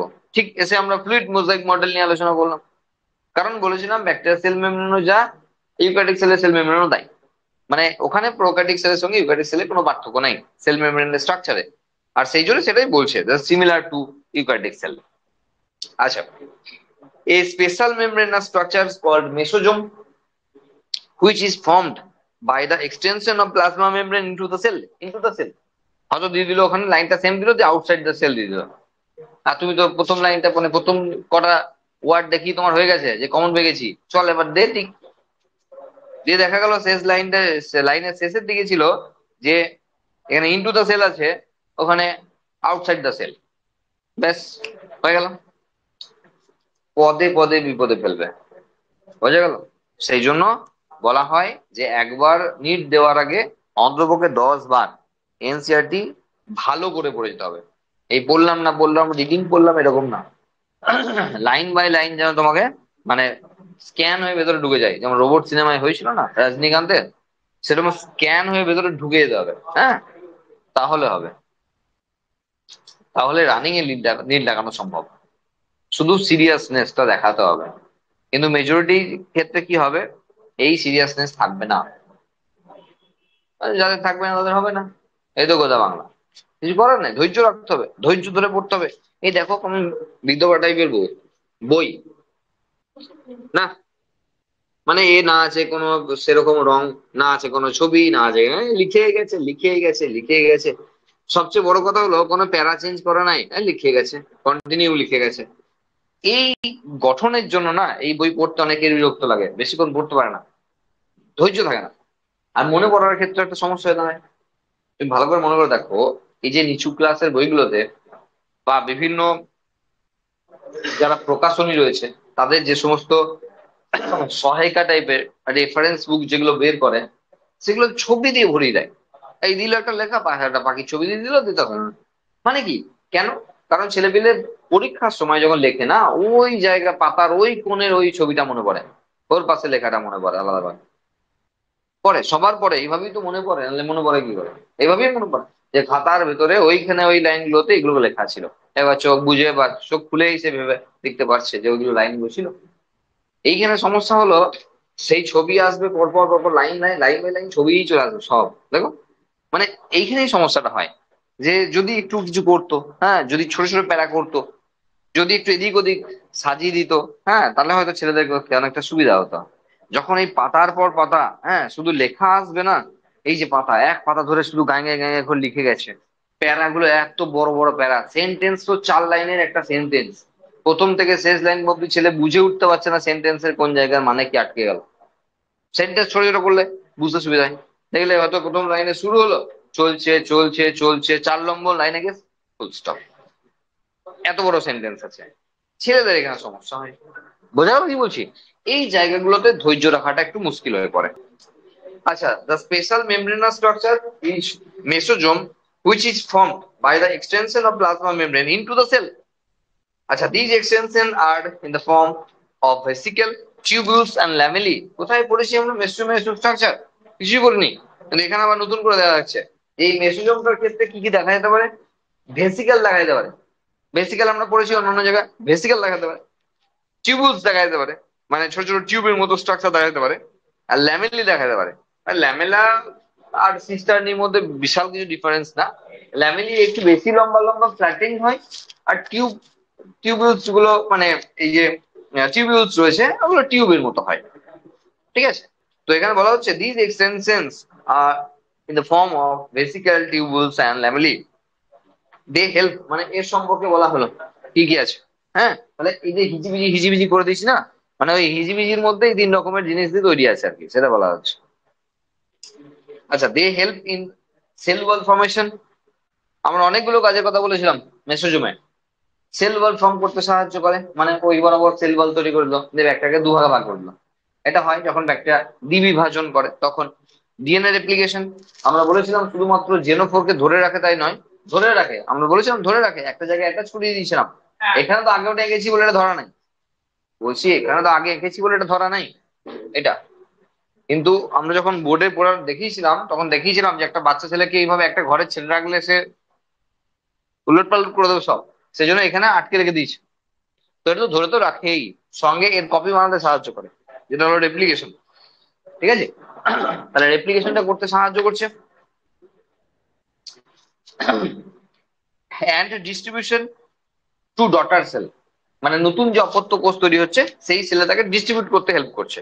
দেখো এটা কপি বানালো, এরপর যদি মাঝ বরাবর দেওয়াল তোলে, তাহলে হলো না, এক কপি এদিকে পাঠিয়ে দিল, এক কপি ওইদিকে পাঠিয়ে দিয়ে মাঝে দেওয়াল দিল, তাহলে ডটার সেলে ডিস্ট্রিবিউট করে দিল। সেটাই বলছে আর কি। দে অলসো হেল্প ইন রেস্পিরেশন, রেস্পিরেশনের ক্ষেত্রে হেল্প করে। ওই যে ইয়ে যে কাজটা করে, তোমার মাইটোকন্ড্রিয়া যে কাজটা করে, শ্বসন শ্বসন এটিপি সিনথেসিস, তাহলে এর তো মেন কাজই এটিপি সিনথেসিস করা, তাহলে এটিপি সিনথেসিস করে। সিক্রেশন প্রসেস, মানে ক্ষরণ প্রক্রিয়ায় অংশগ্রহণ করে। To increase the surface area of the plasma membrane, যে প্লাজমা মেমব্রেনের সারফেস এরিয়া বাড়িয়েছে, উপরিতল বৃদ্ধি করেছে। এই, মনে হচ্ছে একটা সেলকে যদি আমি এইভাবে আঁকি আর একটা সেলকে এইভাবে আঁকলাম, তাহলে এইভাবে আঁকার উদ্দেশ্য কি? তার সারফেস এরিয়া বাড়িয়েছে। আর সেটাই বলছে, ওই বারবার যদি এরকম করে ভাঁজ হয়ে তাহলে প্লাজমা মেমব্রেনটার ওভারঅল স্ট্রাকচারটা বেড়ে গেছে না, সেটাই বলছে ইনক্রিজ দ্য সারফেস এরিয়া। হ্যাঁ,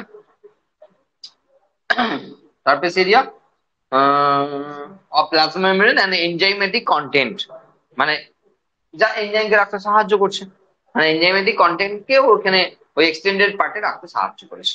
ঠিক আছে? কারণ মেসোজোমের মধ্যে একটু আগেই তো বললাম গাদা গাদা এনজাইম আছে, যা শুধু এটিপি প্রোডাকশন না, বিভিন্ন সিক্রেশনের সঙ্গেও রিলেটেড, অনেক কিছু ক্ষরণ করতেও সাহায্য করে। ওকে? আচ্ছা, in some prokaryotes like cyanobacteria, মানে ব্লু গ্রিন অ্যালগির কথা বলা হচ্ছে। কারণ ওখানে প্রথমেই যখন প্রোক্যারিওটিক সেলগুলোর কথা বলা হচ্ছিল তখন ব্যাকটেরিয়া ছাড়াও তো সায়ানোব্যাকটেরিয়া, মাইকোপ্লাজমা, পিপিএলও এদের কথা বলা হচ্ছিল না? তো সেটাই বলছে ইন সাম প্রোক্যারিওটস, মানে কিছু প্রোক্যারিওটস যেমন সায়ানোব্যাকটেরিয়ার ক্ষেত্রে there are outer membrane extensions into the cytoplasm called chromatophores which contain pigments. আচ্ছা, তাহলে ব্যাপারটা কি হলো, বলছে কিছু কিছু কিছু কিছু ব্যাকটেরিয়ার ক্ষেত্রে, হ্যাঁ, এবং সায়ানোব্যাকটেরিয়ার কথা, মানে কিছু কিছু প্রোক্যারিওটস এর ক্ষেত্রে সায়ানোব্যাকটেরিয়ার কথা বলা আছে, বলছে যে তাদের যে সেল মেমব্রেন সেটা কিন্তু আরো ইনভ্যাজিনেট করেছে, যে কিছু রাখতে পেরেছে। আর সেটা হলো তাদের ফটোসিনথেটিক পিগমেন্ট, যারা সালোক সংশ্লেষ করতে পারে সেই সমস্ত ব্যাকটেরিয়া। আর যেটা ক্রোমাটোফোর বলে পরিচিত, দেখো এই লাইনটায় বলা হচ্ছে ক্রোমাটোফোর বলে পরিচিত। There are outer membranous extension. Sorry, other. Sorry, other. There are there are other membranous extension into the cytoplasm. Into the cytoplasm. Into the cytoplasm. হ্যাঁ, they are called chromatophore. তাহলে এটাকে ক্রোমাটোফোর বলা হচ্ছে, which contain pigments, রঞ্জক পদার্থ। এটা ফটোসিনথেসিসের জন্য লাগে, ঠিক আছে? ক্রোমাটোফোর। তাহলে আমরা বোর্ডে দেখবে, তুমি যদি কেউ ভুলেও যাও সেই ভিডিও খুললে দেখবে আমরা বলেছিলাম যে কিছু কিছু ব্যাকটেরিয়া ফটোসিনথেসিস করতে পারে, যাদেরকে ফটোসিনথেটিক ব্যাকটেরিয়া বলা হয়, তাদের জন্য স্ট্রাকচার রয়েছে ক্রোমাটোফোর। এখানে তার বাইরে কেউ সায়ানোব্যাকটেরিয়ার কথা বলেছে, আমরা সায়ানোব্যাকটেরিয়ার কোনো কথা বলিনি। কেন বলেছিলাম? যখন মনেরা পড়বো তখন এদেরকে নিয়ে আলোচনা হবে, এই জন্য এখন আলোচনা হচ্ছে না। তো এর এখানে বলেছে সেই জন্য আমরা বলছি যে সায়ানোব্যাকটেরিয়ার ক্ষেত্রে কথা বলা হয়েছে। তুমি একটা জিনিস জেনে রাখো যে এমনি নর্মাল ব্যাকটেরিয়াতেও অনেকজন ফটোসিনথেসিস করে, তাদেরকে ফটোসিনথেটিক ব্যাকটেরিয়া বলা হয়। তাদের ক্ষেত্রে ক্রোমাটোফোর আছে এবং এদের ফটোসিনথেটিক পিগমেন্ট আছে। ওকে, ঘুম চলে আসছে, হাই উঠছে। আচ্ছা, bacterial sell may be motile or non motile, মানে ব্যাকটেরিয়া সেলের ক্ষেত্রে তারা চলতে পারে বা নাও চলতে পারে। মানে মোটাইল মানে হলো যারা চলনে সক্ষম, আর নন মোটাইল মানে চলনে অক্ষম, ঠিক আছে? এই যে নতুন নতুন টার্ম আছে না, যেগুলো জেনারেলি আমি জানি বাংলা মিডিয়ামের ছেলেরা এদের মানে জানে না, আর সেই জন্য এনসিআরটি পড়তে অনেক অসুবিধা হয়। হ্যাঁ, অনেকে জানে কিন্তু ম্যাক্সিমাম জন জানে না, আমি জানি। হ্যাঁ, তাহলে এই জিনিসগুলোকে আস্তে আস্তে একবার করতে হবে, অ্যাডাপ্ট করতে হবে নিজের মধ্যে। হ্যাঁ, তাহলে কেউ মটাইল হতে পারে, কেউ নন মটাইল হতে পারে। ইফ মোটাইল, যদি মটাইল হয়, they have thin filamentous extensions from their cell wall. Cell wall, cell wall, not cell membrane, called flagella. তাহলে বলছে সেল ওয়াল থেকে, যদি এটা তাহলে সেল ওয়াল হয়, এটা সেল মেমব্রেন, তাহলে সেল ওয়াল থেকে এক্সটেনশন রয়েছে। হ্যাঁ, এবং যেটাকে বলা হচ্ছে ফ্লাজেলা, সেম লাইন দেবে, দিয়ে দেবে সেল মেমব্রেন, কল্ড ফ্লাজেলা। খাবে যেমন খাবার খাবে, দেখে দেবো। হ্যাঁ হ্যাঁ, না কোশ্চেন আসলে না বুঝতে পারবে না যে কোথায় তুমি ফাঁসলে। হ্যাঁ, তখন মনে হবে তুমি ফর্ম ফিল আপের সময় অবশ্যই অবশ্যই যারা ওয়েস্ট বেঙ্গল থেকে যারা করবে তাদের করা উচিত যে কোশ্চেন বাংলা। হ্যাঁ, কারণ ইংরেজিটা ফ্রিতে পাবে, ইংরেজি সবার জন্য। এবার তুমি যদি ইংলিশ দিয়ে দাও তাহলে আর কিছু পেলো না, তাহলে ইংলিশই পেলে। আর যদি বাংলা দাও তাহলে বাংলার সঙ্গে ইংলিশ পেলে, তোমার বাংলা দেয় ভালো। ঠিক আছে, ওটা ফর্ম ফিল আপের সময় বলে দেওয়া হবে, ওটা এখন মাথা খারাপ করলাম না। তো বিষয় হলো বাংলাও পাবে, ইংরেজিও পাবে। তুমি যদি হিন্দি করো তাহলে হিন্দি পাবে, সঙ্গে ইংলিশ পাবে। ইংলিশটা পাবে, যদি ইংলিশ করো তা শুধু ইংলিশ পাবে। তার মানে তোমাকে সেই সেন্টারে পাঠানো হবে তোমার কি চুজ করছো তাই অনুযায়ী। কারণ সেই সেন্টারে তো সব ছেলে একই, ওইগুলো তো তুমি কি করেছো তুমি কি করেছো এরকম হয় না, এগুলো কে কি করেছে সেই অনুযায়ী ভাগ করে দেয়। তা সেই রকম সেন্টারে সেই ছেলেগুলো পড়ে যাতে একই কোশ্চেন পেপার পাবে। বোঝা গেল কি বললাম? যতদিন অফলাইন চলছে, অনলাইন হলে তো আর কোনো ঝামেলাই নেই, ডাইরেক্টলি কোশ্চেন আসবে, বুঝবে মজা কি হবে। ঠিক আছে, ভালো হবে। আচ্ছা, তাহলে সেখানে ফ্লাজেল আছে। আচ্ছা, flagella bacterium, bacteria shows a range in number and arrangement of flagella, মানে বলছে বিভিন্ন ব্যাকটেরিয়ার ক্ষেত্রে ফ্লাজেলার সংখ্যা এবং তাদের যে অ্যারেঞ্জমেন্ট তা বিভিন্ন হতে পারে। আমরা অ্যাট্রিকাস দেখিয়েছিলাম, মোনোট্রিকাস, লোফোট্রিকাস, অ্যাম্ফিট্রিকাস, পেলিট্রিকাস দেখিয়েছিলাম, মনে আছে? যে নেই, ধরো এর নেই, তাহলে এটা অ্যাট্রিকাস। আর ধরো একদিকে একটা আছে, তাহলে মোনোট্রিকাস। একদিকে একগুচ্ছ আছে, লোফোট্রিকাস। দুই দিকে আছে অ্যাম্ফিট্রিকাস, সব দিকে আছে পেরিট্রিকাস, বোঝা গেল? এগুলো আমরা বলেছিলাম। তো সেটাই বলা হয়েছে, bacterial flagellum is composed of three parts, filament, hook and basal body. এখনো পর্যন্ত ফ্লাজেলা পড়ানো হয়নি, যদিও সেটা ইউক্যারিওটিক সেলে পড়বো। তবে প্রোক্যারিওটিক সেলের জন্য এই যে ফিলামেন্ট, হুক আর বেসাল বডি একই, মানে এই তিনটে স্ট্রাকচার এক, মানে তিনটে টার্ম এক, স্ট্রাকচারালি এক না। ওটা, এটা ফ্লাজেলিন প্রোটিন তৈরি, আর ওটা টিবিউলিন প্রোটিন দিয়ে তৈরি। দুটো প্রোটিনের কনফিগারেশনও আলাদা আছে, ঠিক আছে? কিন্তু এই যে তিনটে স্ট্রাকচারের নাম বলেছে না, মানে বেসাল বডি যেটা একদম সেল ওয়ালের বেসে থাকবে, তারপরে হুক থাকবে একটা, আর তারপরে একটা ফিলামেন্ট থাকবে যেটা ওটা আছে, হ্যাঁ? তো সেই জিনিসটা একই, নামটা কি আছে, প্রোক্যারিওটিক ইউক্যারিওটিক আছে। The filament is the longest portion, দেখতেই পাচ্ছি ফিলামেন্টের লংগেস্ট হচ্ছে, হ্যাঁ। বেসাল বডি আর হুক প্রাইম সেল ওয়ালেই থাকে, যে এক্সটেন্ড পার্ট করলো, এক্সটেন্ডেড পার্ট যেটা, সেটাই তো সবচেয়ে লম্বা, যেটা ফিলামেন্টের কথা বলা হচ্ছে। The filament is the longest portion and extends from the cell surface to the outer side. Outer সাইডে আছে। আচ্ছা, besides flagella, pili and fimbriae, pili and fimbriae, or নাই অ্যান্ড আছে, pili and fimbriae are also surface structures of the bacteria but do not play a role in mortality. গমনের ক্ষেত্রে কোনো ভূমিকা নাই। সেটা আমরা পিলি যখন পড়িয়েছিলাম তখন আমরা দেখিয়েছিলাম যে এরকমের যদি খুব ছোট্ট হেয়ার লাইক স্ট্রাকচার হয় সেগুলোকে পিলি বলা হয়, যার সংখ্যা প্রচুর, গায়ে পুরো ভর্তি করা আছে। ওরই মধ্যে ফিল্মটি একটু বড়, ওরই মধ্যে ফিল্মটি একটু বড়। ওকে, তো এখানে কিন্তু এগুলো কিন্তু গমনে কোনো ভূমিকা নেই। হ্যাঁ, যাচ্ছিল মাসির বাড়ি, রাস্তায় চা খেতে ইচ্ছা হয়েছে, হ্যাঁ, তো সেটা হলো তোমার সারফেস এরিয়াতে কোথাও ধরতে, কোথাও দাঁড়াতে সাহায্য করা যায়, ঠিক আছে? সারফেস অ্যাটাচমেন্ট বলতে পারো। কিন্তু সেটা তো গমনে শোনায়। তাহলে লেজার নিয়ে নিয়ে যাচ্ছিল, ওটা ফ্লাজেলা করছিল, এবার কোথাও দাঁড়াতে ইচ্ছে হয়েছে, তখন দাঁড়াবে এই পিলি বা ফিমরির সাহায্যে। ওকে, সেটাই বলছে যে এদের ক্ষেত্রে, এদের ক্ষেত্রে কোনো মোটিলিটিতে কোনো রোল নাই, ঠিক আছে? Not play a role in motility. আচ্ছা, the pili are elongated tubular structures made up of special protein, pilin দেওয়া নেই এখানে, পিলিন নামক প্রোটিন তৈরি। The fimbriae is, fimbriae are small bristle like fibers sprouting out from the cell। এই দেখো, এবার দেখো আলাদা হয়ে যাবে কেমন। তাহলে এটা এরকম হলো তো, এই যে স্ট্রাকচারটাকে এরকম না করে এটাকে ঘামাচির মতো করতে হবে, বুঝলে? তাহলেই হয়ে যাবে ফিমরি। জায়গা ভিত্তিক যা হবে আলাদা করতে হবে, কিচ্ছু করার নাই। তুমি ওই বই খুলবে ওই রকম পাবে, এই বই খুলবে এরকম পাবে। যখন এই এক্সাম দেবো এই এক্সামের কথা হবে, ওই এক্সাম দিলে ওই এক্সামের কথা হবে। ওটা নিয়ে বিশাল কিছু ঝোল পালাবে না, তোমাকে এই জায়গাটা ফোকাস করতে হবে। কারণ পিলি ফিমরি নিয়ে এত নাড়াঘাটা আমাদের ক্লাস ইলেভেনে হবে না, ইলেভেনে হবে না, এত line by line, word by word, এত বিশাল ফোকাস হবে না। হ্যাঁ, এটা এখানে হবে।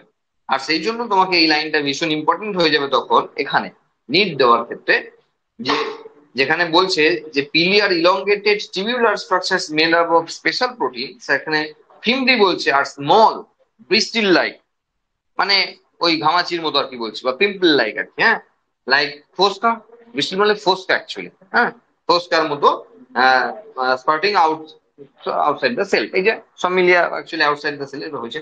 In some bacteria they are known to help attach the bacteria to rock in stream and also to the host tissue. মানে কোনো জায়গায় সারফেস অ্যাট্রাকশন যেটা বলছিলাম, সেই জায়গাতে কোনো জায়গাতে আটকে যেতে, কোনো রক সারফেসে হতে পারে, যেতে যেতে কোনো রক সারফেস দাঁড়াতে হলো, অথবা কোনো হোস্টের জায়গায় টিস্যুতে গিয়ে সে মানে ল্যান্ড করতে চাইছে, হ্যাঁ, তো সেই সমস্ত কাজের ক্ষেত্রে এই পিলি বা ফিমব্রির ভূমিকা রয়েছে। ওকে, এই পর্যন্তই থাকবে আজকে, ঠিক আছে? কারণ এরপর থেকে তোমার ধরো রাইবোজোম আর ইনক্লুজিন বডি, হ্যাঁ, না না একটু ভুল হচ্ছে, এটা বলে দিই। কারণ রাইবোজোম ইনক্লুশন বডি বলে দিলে কি হবে, প্রোক্যারিওটিক সেলটা শেষ হয়ে যাবে, আর তারপর থেকে আমরা ইউক্যারিওটিক সেলকে পাবো, আর সেটা আলাদা দিনে রাখাই ভালো, ঠিক আছে? কিছু ঝামেলা নাই, একদম ফটাফট হয়ে যাবে। In prokaryotes ribosomes are associated with plasma membrane in the cell. Prokaryotic সেলের কথা হচ্ছে, হ্যাঁ, বলছি in prokaryotes ribosome are associated with plasma membrane of the cell, মানে প্লাজমা মেমব্রেনের সঙ্গে অ্যাসোসিয়েট ভাবে রয়েছে। They are about 15 nanometer by 20 nanometer in size, ঠিক আছে, made up of two sub units 50s 30s, এসব তো আলোচনা হয়ে গেছে। হ্যাঁ, which together form 70s। Ribosome পড়ার সময় এসব হয়ে গেছে, এসব নিয়ে আলোচনা হবে না। ঠিক আছে, ribosomes are site of protein synthesis, protein factory বলা হয়। Several ribosomes may attach to a single, আমরা পলিজোম মনোজোম বলে দিয়েছি। এর বারে বারে খাটবো না। এ দুদিন আগেই মানে আগের দিনই মনে হয় রাইবোজোম হয়েছে, পলিজোম মনোজোম। হ্যাঁ, একদম কলকাতা থেকে আসানসোলের রাস্তা তৈরি হ্যান ত্যান গল্প করে বলা হয়েছে। তো সব জায়গায় সব জিনিসটা হবে না। হ্যাঁ, তো সেই পলিজোম মনোজোম এসব এখানে রয়েছে। The ribosomes of a polysome translate the mRNA to proteins। বলেছি আমরা যে দুটো সাব ইউনিট যখন রয়েছে, হ্যাঁ, 50s 30s, তার মাঝখানে দিয়ে ঢুকে পড়ে এমআরএনএ এবং সেখানে প্রোটিন সিনথেসিস করে। যে প্রোটিন সিনথেসিসের যে প্রসিডিওর, এমআরএনএ থেকে প্রোটিন তৈরি হওয়ার প্রসিডিওরকে ট্রান্সলেশন বলা হয়। প্রোটিন তৈরি হওয়ার প্রসিডিওরকে ট্রান্সলেশন বলা হয়। ট্রান্সলেশন। ওকে, এটাই বলা হয়েছে এখানে। হ্যাঁ, ইনক্লুশন বডি মোস্ট ইম্পর্টেন্ট জায়গা, ইনক্লুশন বডি এর জন্য। Reserved material in prokaryote cells are stored in cytoplasm in the form of inclusion bodies। সবারই সেভিংস অ্যাকাউন্ট আছে, এদের এটা সেভিংস অ্যাকাউন্ট যেখানে ভবিষ্যতের জন্য খাবার সঞ্চয় করে রাখে। ঠিক আছে, this are not bound by any membrane system. কারণ আমরা প্রথমেই বলেছি কোনো মেমব্রেন বাউন্ড সেল অর্গানেলস নেই, তাহলে মেমব্রেন বাউন্ড বলতে পারি না। ঠিক রাইবোসোমকে যেমন বলতে পারলাম না মেমব্রেন বাউন্ড, ঠিক ইনক্লুশন বডিকেও মেমব্রেন বাউন্ড বলা যাবে না। These are not bound by any membrane system and lie free in the cytoplasm। মানে খাবারগুলো বলতে পারো ইনক্লুশন বডি গুলো ওই দানাদার আকারে সাইটোপ্লাজমের মধ্যেই ছড়ানো আছে। ওকে, আচ্ছা, as for example phosphate granules, cyanophycian granules and glycogen granules, এগুলো কিন্তু নাম জানতে হবে, মনে রাখতে হবে। হ্যাঁ, সেগুলো ফসফেট গ্রানিউলস, সায়ানোফাইসিয়ান মানে সায়ানোফাইসির ক্ষেত্রে, ব্লু গ্রিন অ্যালগির ক্ষেত্রে দেখা যায়, নীলাভ সবুজ শৈবাল তাদের ক্ষেত্রে দেখা যায় সায়ানোফাইসিয়ান গ্রানিউলস এন্ড গ্লাইকোজেন গ্রানিউলস। হ্যাঁ, gas vacuoles are found in blue green algae, blue green and purple and green photosynthetic bacteria. কাদের কাদের ক্ষেত্রে গ্যাস ভ্যাকুয়েল দেখা যায় তা বলা আছে, সেটা হলো শুধুমাত্র blue green algae, purple and green photosynthetic bacteria যারা, তাদের ক্ষেত্রে গ্যাস ভ্যাকুয়েল দেখা যায়। ঠিক আছে, সবার ক্ষেত্রে দেখা যায় না, সুতরাং সেগুলো একটু মাথায় রাখতে হবে যে সব প্রোক্যারিওটিক সেলে দেখা যায় না, সব ব্যাকটেরিয়াতে দেখা যায় না, এই সমস্ত পার্টিকুলার ব্যাকটেরিয়াতে দেখা যায়। পিগমেন্ট যেমন যেমন আছে তাদের ক্ষেত্রে সেই অনুযায়ী নম্বর রং আসছে, ব্লু গ্রিন তাহলে নীলাভ সবুজ, কারণ তার সায়ানোফাইসিয়ান পিগমেন্ট আছে। যেখানে পার্পেল বলছে, যেখানে গ্রিন বলছে, তাদের ঠিক সেই ধরনের পিগমেন্ট থাকার জন্য তাদের কালারেশনটা আসে। ওকে, নেক্সট দিনকে আমরা ইউক্যারিওটিক সেল নিয়ে আলোচনা করব। এখন অ্যাটলিস্ট নেক্সট দিনটা অ্যাটলিস্ট হোক ইউক্যারিওটিক সেলটা, আমার মনে হয়। হ্যাঁ, তারপরে আমরা এক্সামে ঢুকবো। এক্সামে ঢুকবো বলতে যে আমরা ওই একটা শনিবার এক্সাম দেবো, একটা শনিবার পড়বো। ঠিক আছে, তো সেটা করা যেতে পারে, বা আরো দুটো সপ্তাহ আমরা সেলটাকে টানতে পারি, যে সেলটা শেষ করে নিয়ে সেলের এক্সাম হতে পারে। অথবা আমি ভালো যা বুঝবো, যদি ভালো বুঝি তাহলে সেলটার অর্ধেক পর্যন্ত পরীক্ষা নিয়ে নেবো। ঠিক আছে, নিচের পরীক্ষা বলছি, লেখা পরীক্ষা না, লেখা পরীক্ষা সেই তবেই হবে যখন শেষ হবে, চ্যাপ্টারটা শেষ হবে। বুঝা গেল?